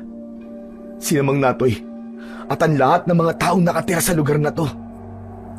Lahat sila mga aswang na tiktik. Malapit na silang sumalakay sa atin. Tama ka sa kutob mo. Kakaiba nga ang lugar na to at pinamumugaran ng santapi ng mga aswang. Ano? Sinabi ko naman sa'yo, di ba? Hindi ka kasi nakikinig sa akin eh. Huwag na tayong magsisihan. Tsaka tama ka. Hindi dapat tayo nagpunta sa lugar na to. Dapat nakinig ako sa'yo nung una pa lang. Hindi ko naman alam na mangyayari to eh. Pero wala na tayong magagawa. Nandito na tayo. Inilagay ko sa panganib ang buhay niyo.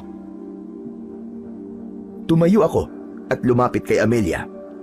Niyakap ko siya ng mahigpit, kaya umiyak siya nang dahil sa labis na takot. Takot na din ako nung mga oras na yon. Pero naisip ko na kailangan kong ipaglaban ang buhay ng mag-ina ko. Lumuhod ako sa harap ni Amelia habang nakaupo siya sa gilid ng katre. Natatakot ako para sa iyo, Amelia. Natatakot ako para sa inyo ng anak natin. Hinawakan ko ang tiyan ni Amelia at kinausap ko ang anak namin na nasa loob ng sinapupunan niya. Anak, pasensya ka na. Pagpasensyaan mo na si Papa. Hindi ko sinasadya, anak. Hindi ko ba ipaliwanag ang takot na nararamdaman ko sa mga sandaling ito, anak? Pero sana, makinig ka kay Papa, ha? Pakinggan mo ako mabuti. May umaaligid sa atin. Hindi tao, anak, kundi mga aswang. Marco, tama na yan. Umalis na tayo rito. Bilisan na natin.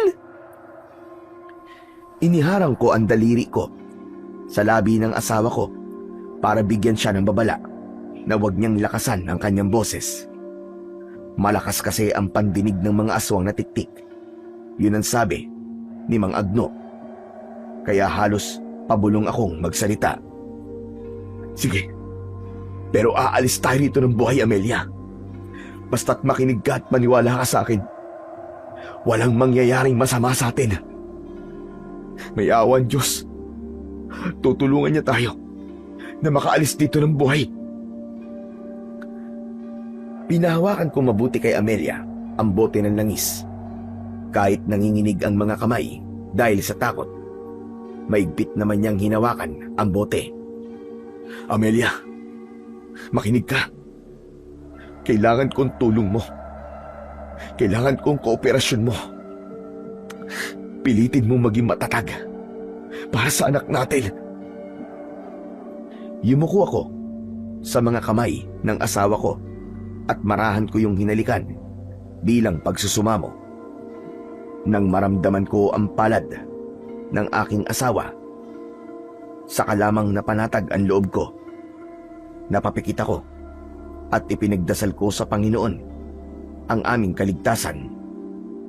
Maya-maya pa, bigla akong napatayo nang marinig ang malakas na alulong ng mga aso sa paligid. Kasunod ng ingay ng pag-angil.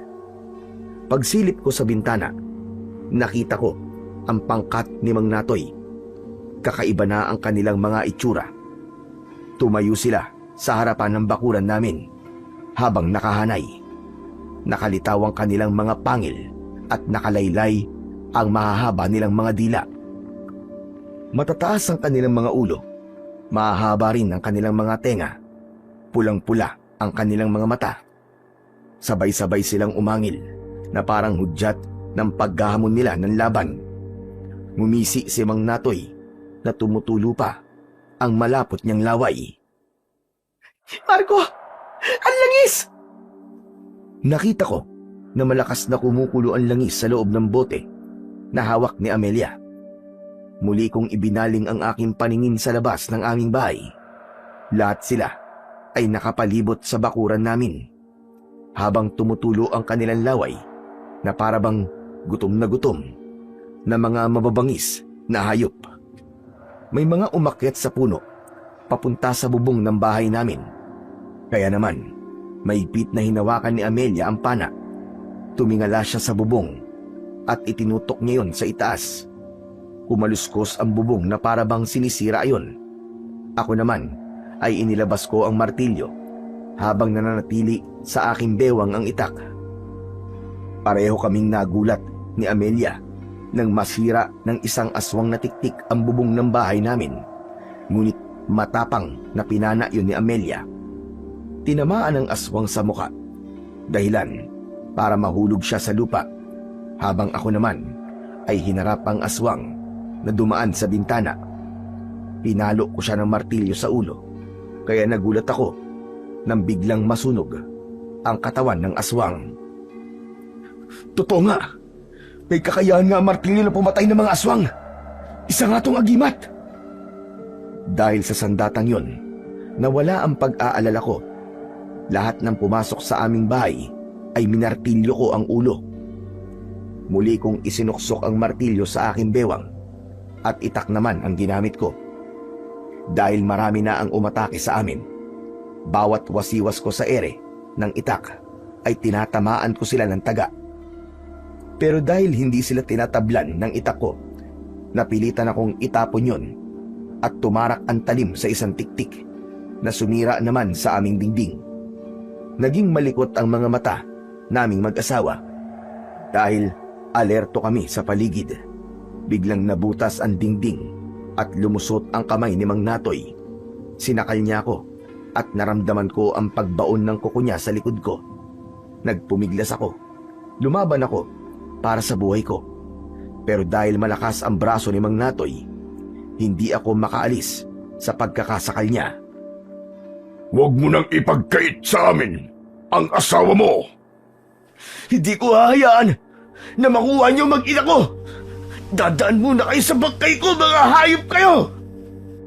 Sa kabila ng pagpupumiglas ko, nakita ko ang aking asawa. Itinutok ni Amelia ang pana sa braso ni Mang Natoy na nakasakal pa rin sa aking leeg. At nang tamaan ng aswang sa braso, natanggal ang pagkakasakal ni Mang Natoy sa aking leeg. Sako naman siya hinampas ng martilyo, pero nakailag siya. Lumayo si Mang Natoy at pumalit ang iba niyang mga kasama. Nagulat kami nang lumitaw sa harapan namin si Kiko, ang batang aswang. Sinugod niya ang asawa ko, kaya agad ko siyang pinukpok ng martilyo sa ulo. Isang palo lang ang ginawa ko at nasunog na siya kagad. At naging abo. Nakita naman yun ni Mang Natoy. Hindi! Ang anak ko! Pinatay mo ang anak ko! Kulang pa yan sa mga buhay na kinuha nyo! Mga demonyo kayo! At dahil meron na namang nakapasok na mga aswang sa loob ng bahay namin, ginamit ko ang lahat ng mga natutunan ko sa kulungan kung paano makipaglaban. Umikot ako at pinalo ng pinalo ang ulo ng mga tiktik hanggang sa madurog ang kanilang ulo. Lumiyab ang katawan ng mga tiktik at naging abo. Napuno ng ingay ang paligid habang sina Mang Natoy at Lola Lukring ay nananatiling nakatayo sa harap ng aming bakuran. Pinapanood nila kung paano kami nakikipaglaban sa alagad ng mga ito. Si Amelia naman, hindi siya mahawakan ng mga aswang dahil sa kulungan na ginawa ko. Inilulusot ng aking asawa ang pana sa butas, kaya marami na rin siyang napapatay. Nangihina akong napaluhod sa sahig na kawayan. Hanggang sa bigla akong sinakal sa leeg ng dila ng tiktik mula sa silong ng aming bahay. Humigpit ang pagkakasakal niya sa leeg ko. Mga demonyo kayo! Hindi niyo ako mapapatay! Hindi ako makakapayag! Hinawakan ko ang dila ng tiktik. Malakas ko yung hinila. Sumigaw ang aswang sa labis na sakit. Maigpit kong hinawakan ng martilyo. Pagkatapos ay pinukpok ko ng paulit-ulit ang dila ng aswang. Halos magwala siya sa nararamdamang init mula sa agimat kong martilyo. Nasunog siya sa silong habang nagkakakawag ang kanyang katawan.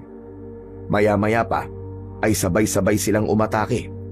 Dinampot ko naman ang mga sibat at isa-isa ko silang hinagisa ng sibat. Tumama ang lahat ng pag-atake ko sa kanilang dibdib. Bumagsak sila sa lupa.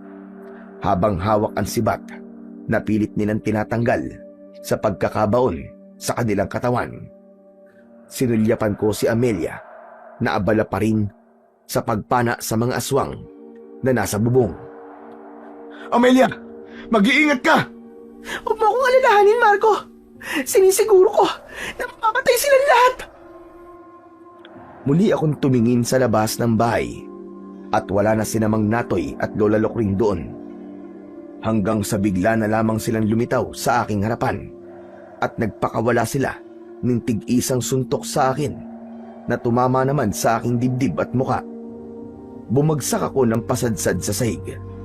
Nakita ko si Lola Lokring na sinisira ang harang sa kulungan ng asawa ko, pero dahil pati yun ay nilagyan ko ng langis. Napaso siya. Napasigaw siya dahil sa sakit. Pinana ito ni Amelia. Tumama yon sa dibdib ng matanda. Agad naman akong bumangon at tangka na sanang aatakihin ko ito ng palo ng martilyo. Ngunit nahawakan ako ni Mang Natoy sa braso. Sinuntok niya ako, pero naiharang ko sa kamay niya ang martilyo. Tumalsik si Mang Natoy dahil sa kapangyarihang taglay ng hawak kong agimat. Dahil doon, nakita ko na kumislap ang kanyang kwintas. Hindi kaya naroon ang lakas niya sa suot niyang kwintas? Sinubukan kong lumapit sa kanya at nakipaglaban ng mano-mano kay Mang Natoy, pero biglang naagaw ang atensyon ko nang sumigaw si Amelia. Marco! Marco! Pagtingin ko, dumaan pala si Lola Lokring sa silong at sinira na yon. Nagawa niyang mahila ang paa ni Amelia, kaya wala akong nagawa kundi iwanan ang nakahigang si Mang Natoy. Tinulungan ko muna ang asawa ko mula sa aswang na si Lola Lokring. Nabitiwan ng aking asawa ang pana dahil sa pagpupumiglas niya. Pero nang lalapitan ko na sana ang kinaroroonan ng asawa ko, nahawakan na naman ako sa paa ni Mang Natoy. Saan ka pupunta? Dito ka lang. Tayo magtuos. Pabayaan mo na ang asawa mo. Hindi ko hayaan na makuha niyo ang mag-ina ko!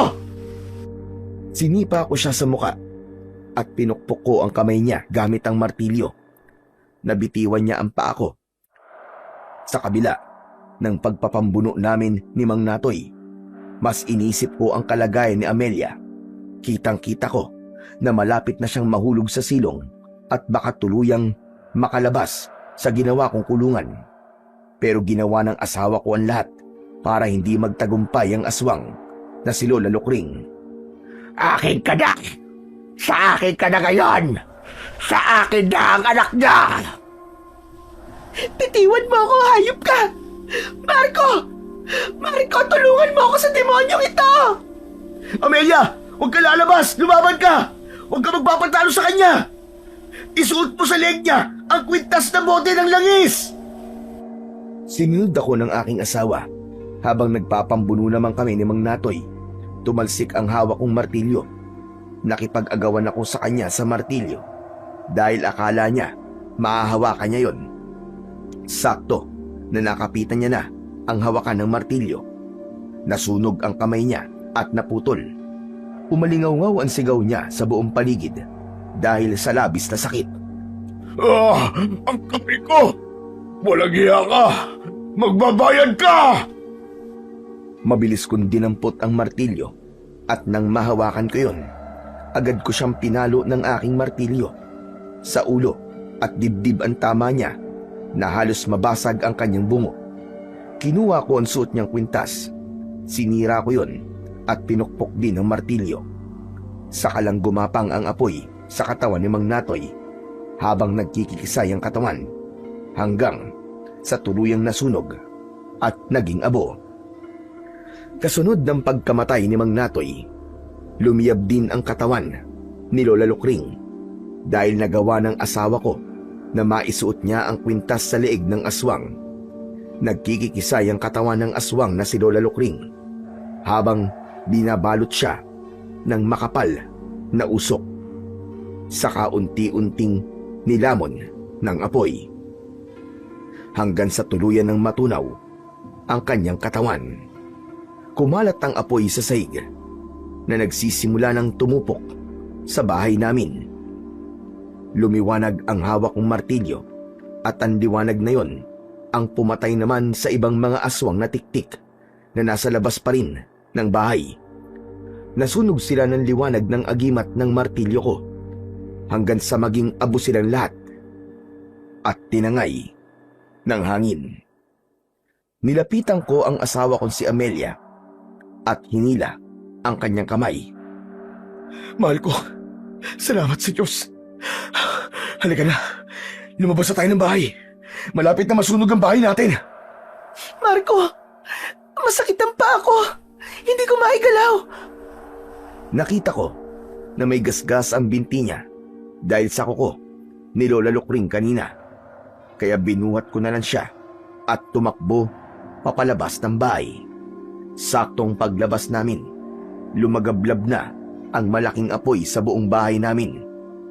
Ibinaba ko ang aking asawa sa lupa at inalalayan ko siyang maglakad palabas ng bakuran.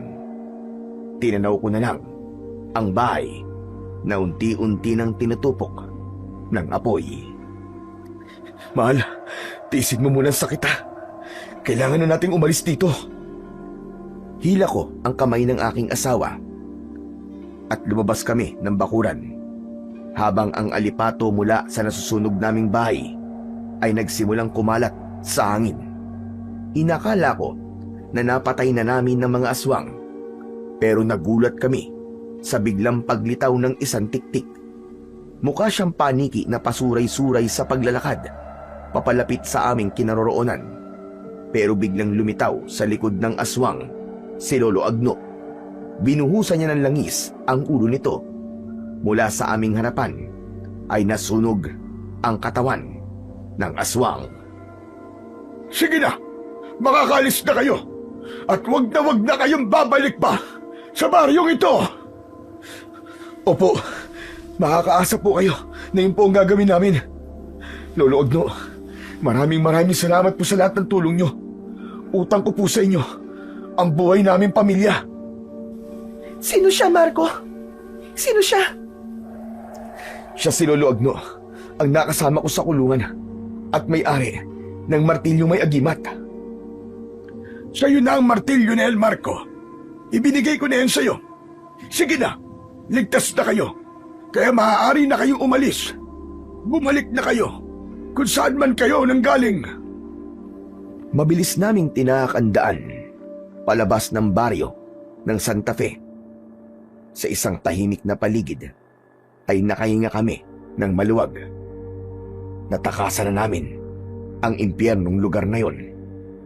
Ganun na lamang ang pasasalamat namin sa Poong May Kapal. Hanggang sa inabutan na nga kami ng pagliwanag sa daan. Madumi ang aming damit. May mga sugat sa katawan at walang sapin ang aming mga paa. Ngunit kahit ganon, nagkaroon ako ng kapanatagan dahil alam naming ligtas na kami. Marco, paano tayo sasakay ng bus pabalik ng Batangas? Huwag kang mag-alala, mahal ko. Palagi nagpapadala ang Diyos ng mga taong may mabubuting kalooban para tayo ay tulungan. Nakangiti ako ng mga oras na yon dahil muling bumalik ang pagtitiwala ko sa Diyos. Palagi kong aalalahanin ang mga nangyari sa amin upang maalala ko kung paanong naging mabuti sa amin ang Panginoon. Iniligtas niya kami sa kapahamakan at natalo pa namin ang mga aswang na tiktik. Tahimik kaming naglakad hanggang sa makarating kami sa gilid ng daan kung saan kami ibinaba ng lalaking naghatid sa amin sa lugar na yon. Hindi nga nagtagal, biglang tumigil sa tapat namin ang isang lalaking nakasakay sa kalabaw. Teka, mahal, tignan mo. Hindi ba't siya rin yung sinakyan natin na magpunta tayo rito? O diba sabi ko sa iyo ipinadala siya ng Diyos sa atin para tulungan tayo, mahal. Pagtingin namin sa mukha ng lalaki, ay nakangiti siyang nakatingin din sa amin. Sinabi niya na dumaan daw muna kami sa bahay niya para makapagpalit ng damit. Dahil doon, nagkaroon kami ng pagkakataon para maikwento sa kanya ang mga nangyari sa amin. Nakilala namin ang lalaki sa pangalang Mang Rodel. Nang makarating kami sa bahay ni Mang Rodel, inasikaso niya kami ng gusto. Ginamot ang mga sugat namin. Binigyan kami ng sapin sa paa at pera na pamasahe, kalakip ang isang numero ng kanyang telepono sa Batangas. Maraming salamat po sa kabutihan niyo, Mang Rodel.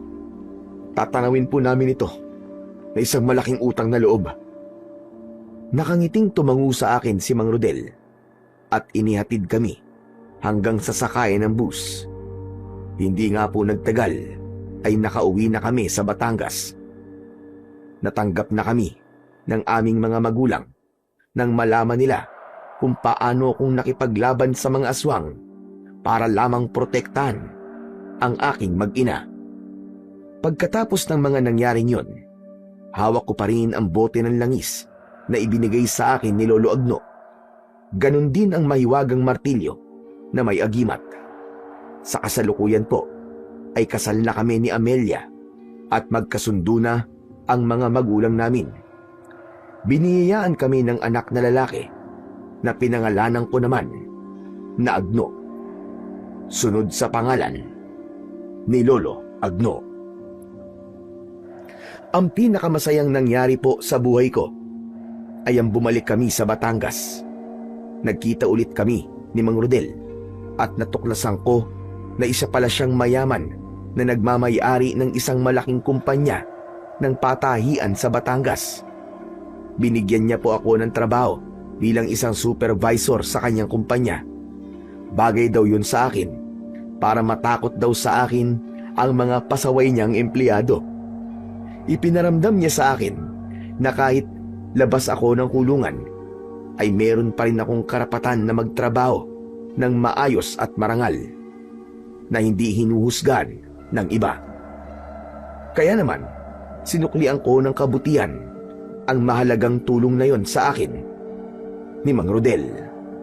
At syempre, higit sa lahat, nagpapasalamat ako sa Panginoong Diyos na siyang naging dahilan ng mga kabutihang nangyayari sa buhay ko. Sana po ay kapulutan po ng aral ng ibang naliligaw ng landas ang istoryang ibinahagi ko sa inyong programa. Gagamitin ko rin po itong pagkakataon upang masabi sa taong napatay ko na kahit wala na siya sa mundong ito, sana malaman niya at marinig niya saan man siya naroroon na lubos po akong nagsisisi sa mga nagawa kong kasalanan at habang buhay ko pong pagbabayaran yon sa paraan ng paggawa ko ng kabutihan at pagtulong sa aking kapwa. At muli, marami pong salamat sa pagbabasa. Sana po ay marami pa pong magpadala ng kwento sa inyong programa. Lubos pong nagpapasalamat, Marco.